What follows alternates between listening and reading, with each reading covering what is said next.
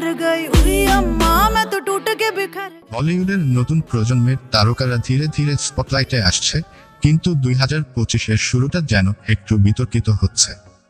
রাবিনা ট্যান্ডনের মেয়ে রাশাদ হাদানি তার প্রথম আইটেম সং উই আম্মা দিয়ে লাইমলাইটে এলেও ইন্টারনেটে মিলছে মিশ্র প্রতিক্রিয়া। আসুন বিশদে জানি কি ঘটছে। রাশাদ হাদানি, যিনি অভিনেত্রী রাবিনা ট্যান্ডন ও বিতরণকারী অনিল হাদানির মেয়ে, তার প্রথম ফিচার ফিল্ম আজাদ এই অভিনয় করছেন।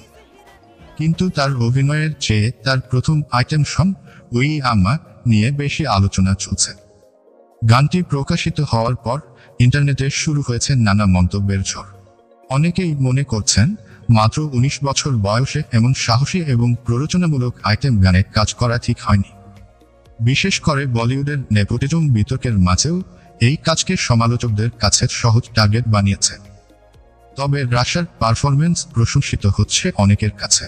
তার এক্সপ্রেশন, ডান্স মুভস এবং ক্যামেরার সামনে আত্মবিশ্বাস দেখে বোঝা যায় তিনি তার ভূমিকার জন্য পরিশ্রম করেছেন। কিন্তু তার বয়স নিয়ে আলোচনা থামছে না। আজাদ ছবিতে রাশাদ হাদানি এবং অজয় দেবগনের ভাগ্নে আমান দেবগন মুখ্য ভূমিকায় থাকছেন। ছবিটি মুক্তি পাচ্ছে 17 জানুয়ারি। এখন দেখার বিষয় ছবির সফলতা এই বিতর্ক ছাপিয়ে যেতে পারে কিনা। বলিউডের নতুন প্রজন্ম সবসময় আলোচনার কেন্দ্রবিন্দুতে থাকে। রাশার এই ডেবিউ নিয়ে আপনাদের মতামত কি?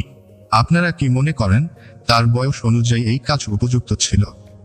কমেন্টে জানান আর সাবস্ক্রাইব করতে ভুলবেন না।